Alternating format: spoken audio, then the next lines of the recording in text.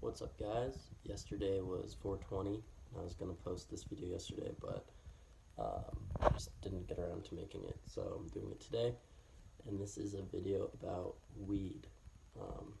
Now, I know that almost all the people that this video is directed towards won't listen to the message because I was one of those people at one point, and I know what it's like. So this is kind of the dangers of weed, because most people think that it's this god plant that has no issues with it and is perfect. And I know there are benefits to marijuana. I'm not going to be talking about those in this video because I think there's already enough of that out there if you want to find it. So this is just the harmful effects.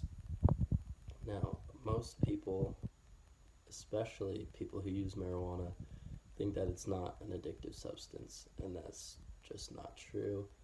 There's been studies, and actually the DSM-IV, the Diagnostic and Statistical, let me see what it's actually called. Yeah, the DSM-IV, the Diagnostic and Statistical Manual of Mental Disorders, the 4th edition, cites that 9% of people who try marijuana become addicted to it.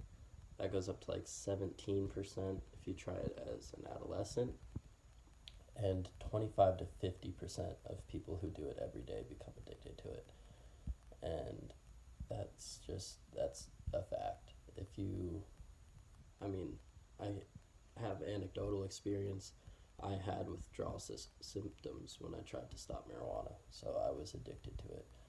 I could not stop when I wanted to stop, and that's just bottom line addiction, like symptoms right there. So I know it's true. You don't have to believe it, but it is an addictive substance. Also, a study in animals has shown that adolescent THC use can actually recalibrate the reward system in the brain, so that THC and other drugs actually have a more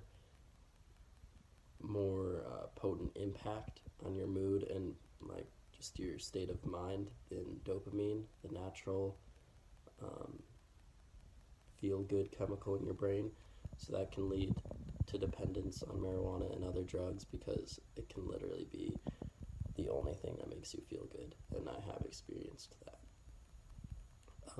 Also, studies have shown that the fimbria, an area of the hippocampus, which is responsible for long-term memory and just learning, and the memory center of your brain, has shown to have less connections for like long-term consistent marijuana smokers.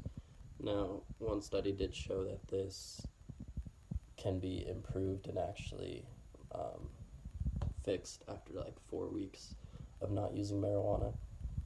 But a lot of people, especially the people I know that were like daily smokers and long-term users, don't ever take 4 weeks off, so their memory center in their brain is literally just like deteriorating, and they can't learn as fast or easy, and can't store memories as well as people who don't use.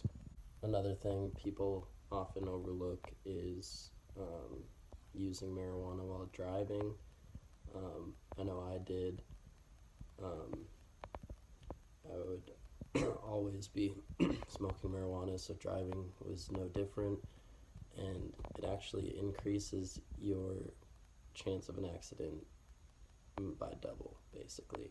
Now, that is a lot less than alcohol, which is most people's argument, is that weed is safer than alcohol, which I'm not denying. I think it's pretty clear that alcohol is worse in all of these categories that I've talked about, but this is just about weed not being perfect. Alcohol actually increases it by like 5 to 8 times likely to cause an accident. But a lot of people think it's fine to drive on weed. It just really is not. It's dangerous because you're impaired, your decision making is slower, and you just can't do the critical thinking that is necessary for driving. That's basically all I want to say about marijuana today. I just want to make it clear that it's not perfect. I know that it has benefits. I used it for a long time for its benefits, and then its benefits actually went away for me. And it didn't make me happy or feel good or like out of pain anymore. It just made me paranoid. I needed to be on it or I couldn't feel good. It didn't even make me feel happy anymore. It just made me feel baseline.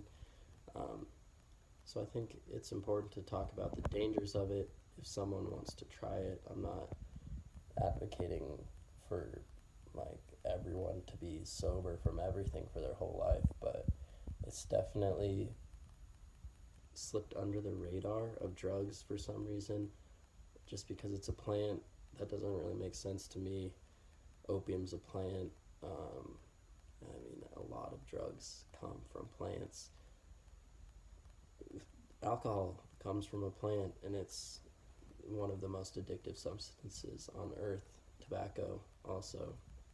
So that's just a dumb argument. I don't know why anyone uses that one, but there are harmful effects from marijuana.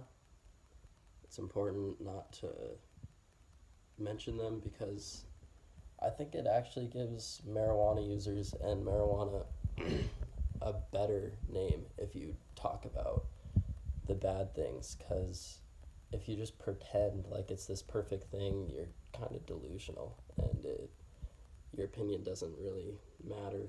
So you have to take the good with the bad. If you use marijuana and it works for you and you can use it in a responsible way, good for you. I'm not here to judge that.